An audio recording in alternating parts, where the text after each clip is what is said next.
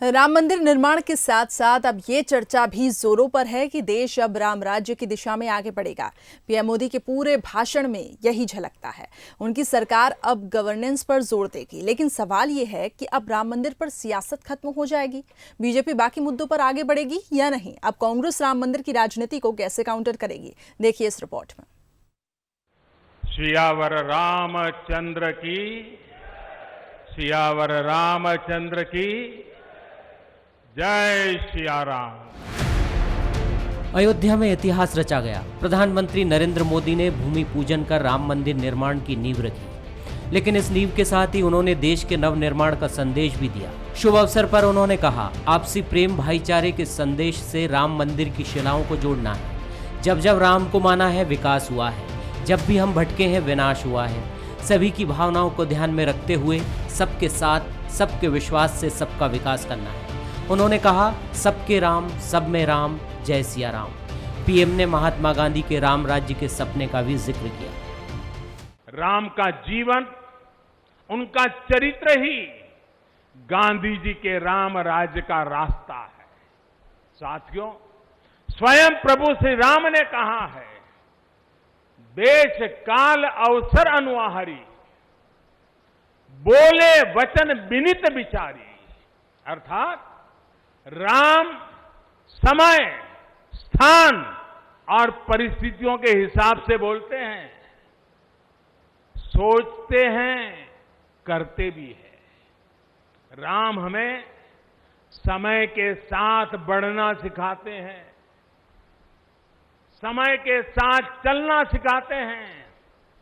राम परिवर्तन के पक्षगर है, राम आधुनिकता के पक्षगर है। पीएम ने संतुलित तरीके से देश को संदेश दिया, उसे क्या माना जाए? क्या राम मंदिर की राजनीति के साथ ही बीजेपी के ऐसे सारे मामलों का समापन हो गया है? मोदी सरकार लोकतांत्रिक तरीके से सबसे बड़े विवाद का हल करने में कामयाब रही है। दुनिया में एक मैसेज भी गया है। जब मानवीय सर्वोच्च न्यायालय ने अपना ऐतिहासिक फैसला सुनाया था, हमने तब भी देखा था कि कैसे सभी देशवासियों ने शांति के साथ सभी की भावनाओं का ध्यान रखते हुए व्यवहार किया था। आज भी हम हर तरफ वही मर्यादा देख रहे हैं। इस खास अवसर पर बीजेपी की मातृ संस्था राष्ट्रीय स्वयंसेवक संघ के प्रमुख भी मौजूद रहे। उन्होंने कहा, सबके राम, सब में राम, हमारा संकल्प पूरा हुआ। सबकी उन्नति करने वाला धर्म, सबको अपना मानने वाला धर्म, उसकी ध्वजा को अपने कंधे पर लेकर संपूर्ण विश्व को सुख शांति देने वाला भारत हम खड़ा कर सके, इसलिए हमको अपने मन की अयोध्या बनाना है।